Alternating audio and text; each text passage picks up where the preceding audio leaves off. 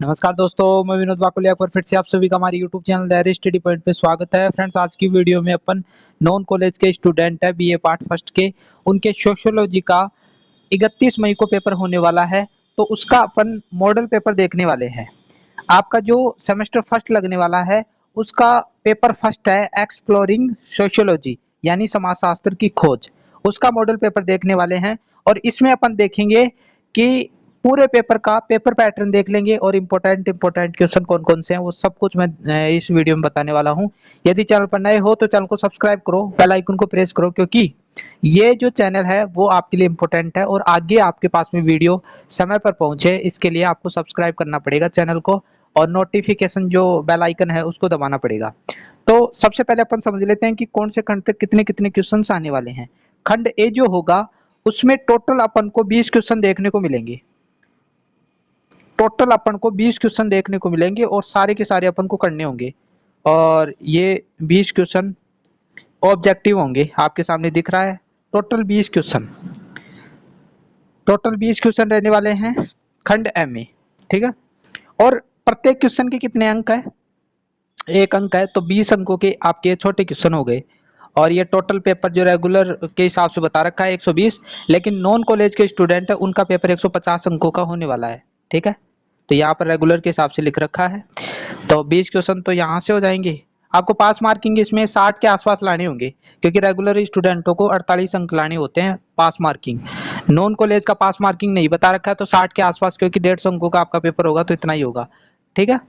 ये तो अपन ने ऑब्जेक्टिव क्वेश्चंस की बात कर ली। ये ऑब्जेक्टिव क्वेश्चंस भी इंपॉर्टेंट है और अगली वीडियो में और ऑब्जेक्टिव क्वेश्चंस लाऊंगा, क्योंकि 20 क्वेश्चनों से कुछ नहीं होने वाला है, और भी क्वेश्चन अपन को करने होंगे ताकि अपन के आ जाएं बढ़िया अंक, ठीक है। इसके बाद में खंड ए में ही 2-2 अंकों के क्वेश्चंस और आएंगे, जिसमें हमें 20 शब्दों में अपन को आंसर देना होगा। तो टोटल कितने हैं? 10 क्वेश्चन है और 2-2 अंकों के हैं, तो 20 अंकों के ये हो गए।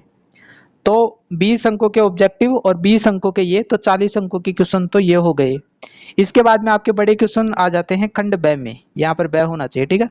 इसमें 4 यूनिट आपको देखने को मिलेंगी, ठीक है। और 2 यूनिट आगे की यूनिट भी है, यूनिट 3 और यूनिट 4, ठीक है। तो इन 4 यूनिटों में टोटल 8 क्वेश्चन आने वाले हैं, अथवा में होंगे, जिसमें से आपको 4 करना होगा। और प्रत्येक क्वेश्चन का अंक है 20, तो ये 80 अंकों के क्वेश्चन ये हो गए, ठीक है। अथवा में क्वेश्चन आएंगे, एक करना होगा, इसमें से एक करना होगा, और इसमें से एक करना होगा, और इसमें से एक करना होगा। तो 80 अंकों के ये हो गए, 40 अंकों के वो हो गए, तो 120 अंकों के हो गए, ठीक है। अब जो 30 अंक है वो इनमें बढ़ाकर वो अपने हिसाब से दे देगा, वो उसकी जिम्मेदारी है कि वो अपने हिसाब से कर लेगा, ठीक है। तो आइए वीडियो को स्टार्ट करते हैं। इंपॉर्टेंट इनके आंसर भी मैं बता देता हूँ आपको, ताकि आपको कोई प्रॉब्लम नहीं हो, और छोटे क्वेश्चन मैं और लेकर आऊंगा, ठीक है। इनको पढ़ना है और लेकर आऊंगा।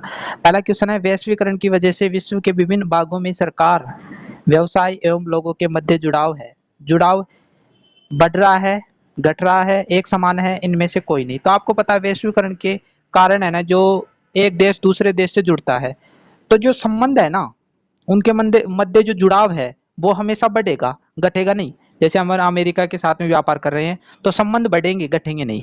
तो इसका राइट आंसर हो जाएगा ए। इसके बाद में आपके सामने दिख रहा है, समाजशास्त्र के अध्ययन में सम्मिलित है।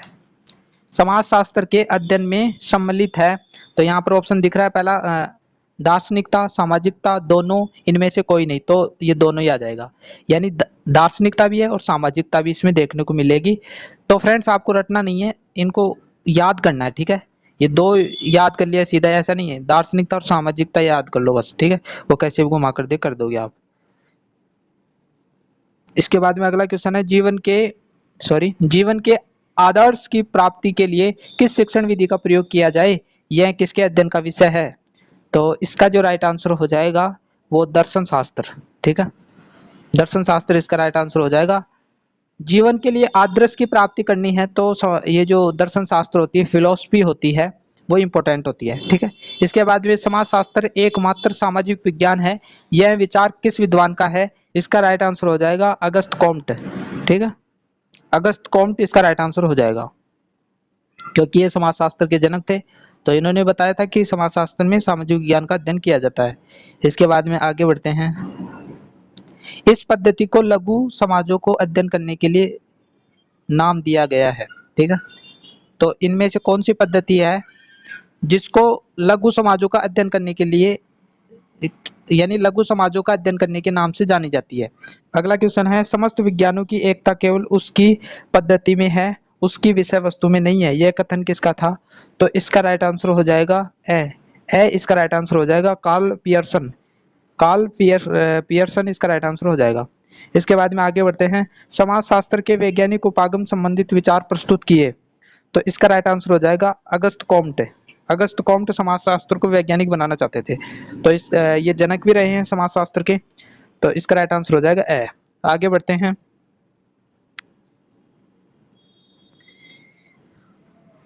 रेडिकल उपागम पक्षधर है, तो इसका राइट आंसर हो जाएगा परिवर्तन का ये परिवर्तन चाहता है। ठीक है, रेडिकल उपागम। आगे बढ़ते हैं, गोल्डनर के अनुसार विकसित समाजशास्त्रीय कारक है। विकसित समाजशास्त्रीय कारक कौन सा इसमें? तो इसका राइट आंसर हो जाएगा ए मार्क्सवाद व शैक्षिक समाजवाद। ठीक है, अगला क्वेश्चन है, रेडिकल समाजशास्त्र कार्य करता है, तो मानव के कल्याण के लिए कार्य करता है। ठीक है, ये सारी गलत हो जाएंगे, इसमें ही आ जाएगा सारा चीजें। मानव के कल्याण के लिए कार्य करता है। निम्न में से कौन सा सामाजिक अनुसंधान का उद्देश्य नहीं है? अपन उद्देश्य जान लेते हैं। ठीक है, इसमें नहीं पूछा है ना, तो अपन उद्देश्य जानेंगे। तो इसका उद्देश्य क्या है सामाजिक अनुसंधान का, ये जान लेते हैं। समस्या की खोज करना, समस्या को परिभाषित करना, समस्या की व्याख्या करना। तो इस प्रकार क्वेश्चन आता है कि उद्देश्य बताइए, तब तो ये बताना है, नहीं आए तो वो तीसरा ऑप्शन ऐसा डाल देगा, समस्या का समाधान करना, ये इसका मुख्य उद्देश्य नहीं है। ठीक है, निम्न में से जो सामाजिक अनुसंधान का सैद्धांतिक आधारभूत उद्देश्य है वह है? तो इसका राइट आंसर हो जाएगा प्रयोग सिद्ध तथ्यों के आधार पर वैज्ञानिक अवधारणाओं का निर्माण, इसका राइट आंसर हो जाएगा। ठीक है, इसके बाद में गंदी बस्ती की समस्या के समाधान हेतु किया गया शोध है, तो इसका राइट आंसर हो जाएगा क्रियात्मक शोध। ये बाकी गलत हो जाएंगे। ठीक है, राइट आंसर हो जाएगा क्रियात्मक शोध। आगे बढ़ते हैं, किस समाजशास्त्रीय पद्धति का उद्देश्य समय के साथ सामाजिक परिवर्तन के पैटर्न और रुझानों को उजागर करता है या करना? ठीक है, इसका राइट आंसर हो जाएगा द ऐतिहासिक विश्लेषण। समाजशास्त्र के ऐतिहासिक परिप्रेक्ष्य के प्रमुख सूत्र हैं, तो ये सारे के सारे हो जाएंगे। समाजशास्त्र एक स्थायी ज्ञान है, समाजशास्त्र के सिद्धांत सार्वभौमिक होते हैं, क्या है का अध्ययन है इसमें। ठीक है, तो राइट आंसर हो जाएगा उपरोक्त सभी। समाज क्या अमूर्त है, मूर्त है, या फिर मूर्त अमूर्त दोनों है, या उपरोक्त में से कोई नहीं? तो आपको पता है कि समाज है ना जो अमूर्त है, ठीक है, दिखाई नहीं देता है, ये इसका राइट आंसर हो जाएगा। मूर्त का मतलब क्या होता है? जो दिखाई दे। क्या समाज दिखाई देता है? कि आपको नहीं दिखाई देता, तो ये इसका राइट आंसर हो जाएगा। राइट आंसर इसका ए हो जाएगा। ठीक है, आगे बढ़ते हैं,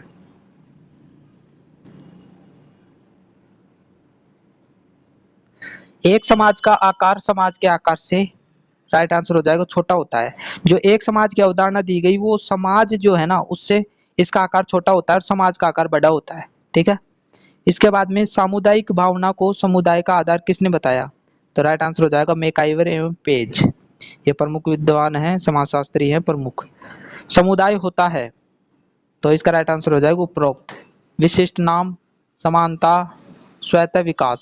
समुदाय का अपने आप विकास होता है, इसका विशिष्ट नाम होता है, और इसमें जो लोग रहते हैं ना उनके सभी की सोच समान होती है, और सारी सभी चीजें हैं ना जो उनके रीति रिवाज सब कुछ है समान पाए जाते हैं। ठीक है, आगे बढ़ते हैं, आवासीय समुदायों का प्रयोग किया जाता है, तो इसका राइट आंसर हो जाएगा उपरोक्त दोनों। ठीक है, सामाजिक समूह के लिए और व्यवसायिक समूह के लिए, तो दोनों इसका राइट आंसर हो जाएगा। तो यहाँ तक हमने 20 क्वेश्चन देख लिए, और क्वेश्चन मैं अगली वीडियो में लेकर आऊंगा। अब अपन है ना जो दो अंकों की क्वेश्चंस पर बात कर लेते हैं, 10 क्वेश्चन आने वाले पूरे करने आपको। समाजशास्त्र के उद्भव में फ्रांसीसी क्रांति का क्या प्रभाव पड़ा? समाजशास्त्र के स्वरूपात्मक अथवा विशिष्टकृत संप्रदाय पर प्रकाश डालिए। दर्शन शास्त्र एवं समाजशास्त्र के अध्ययन का शिक्षण में क्या महत्व है? दोनों का शिक्षण में महत्व बताना है। ठीक है, मानवीय अभिमुखन की विशेषताएं बताइए। तो अगला क्वेश्चन है, एथोनोमैथोडोलॉजी उपागम से क्या आशय है? समाजशास्त्र और सामाजिक मानव शास्त्र के बीच संबंध पर प्रकाश डालिए। अगला क्वेश्चन है अनुभवजन्य अनुसंधान पद्धति का अर्थ बताइए। ठीक है। इसके बाद में समाज तथा एक समाज के मध्य अंतर कीजिए। जेमिन शाफ्ट गैसिल शाफ्ट में क्या अंतर है, इन दोनों में अंतर बताना है। तो ये 10 क्वेश्चन हैं, ये आपको सीरीज में मिल जाएंगे, वहां से आप पढ़ लीजिए या फिर मैं इस पर वीडियो लेकर आऊँ, कमेंट बॉक्स में लिखना मत भूलना ताकि मैं अपने हिसाब से फिर लेकर आऊँ आपको। ये इंपॉर्टेंट क्वेश्चन है। बड़े क्वेश्चन, समाजशास्त्र क्या है, समाजशास्त्र की उत्पत्ति और विकास की चर्चा कीजिए।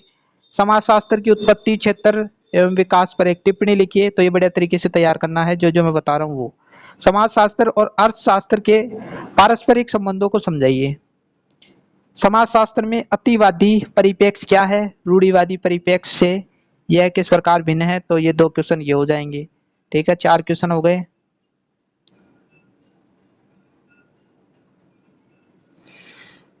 यूनिट 3 में कौन कौन से इंपॉर्टेंट क्वेश्चन है वो और देख लेते हैं अपन। तीसरा है समाजशास्त्र में अनुभवजन्य अनुसंधान विधियों का वर्णन कीजिए। परिमाणात्मक अनुसंधान की विधि से आप क्या समझते हैं, इसकी विशेषताओं और सीमाओं की विवेचना कीजिए। तो 2 क्वेश्चन ये हो जाएंगे। ठीक है, पेपर में इस प्रकार आए तो एक ही करना है, 2 मत करके आ जाना। ठीक है।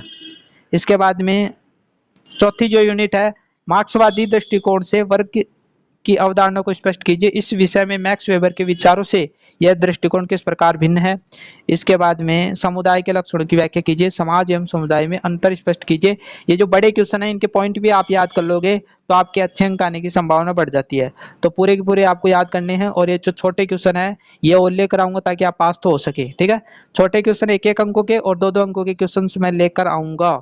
ठीक है, क्योंकि ये 20 क्वेश्चनों से ही काम नहीं चलने वाला है, और भी अपन को पढ़ना पड़ेगा। यदि चैनल पर नए हो तो चैनल को सब्सक्राइब करो, बेल आइकन को प्रेस करो, क्योंकि इस प्रकार की वीडियो मैं यहाँ पर लेकर आता रहता हूँ। मिलते हैं नई वीडियो के साथ, तब तक के लिए थैंक यू।